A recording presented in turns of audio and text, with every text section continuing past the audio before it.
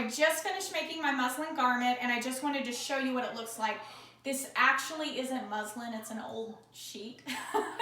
And so, but I wanted to show you where I took in darts on my pattern.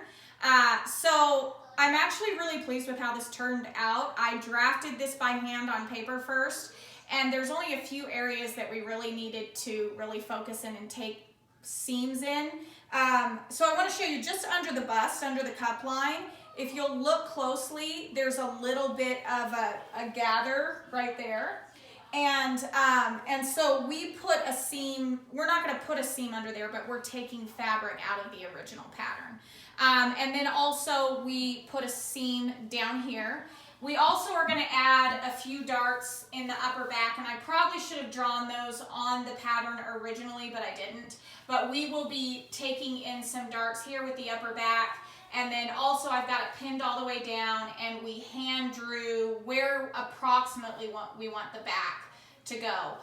We also marked with a highlighter pin. We pinned where we're taking out the fabric, and then we marked with a highlighter pin so that when I take the pins out, I can see what the actual dart will look like.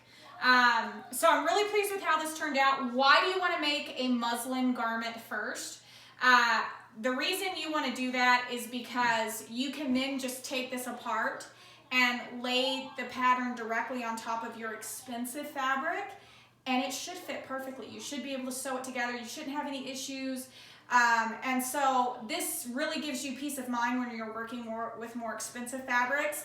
All the kinks are worked out on your sheet. So anyway, I wanted to show you this part of the process.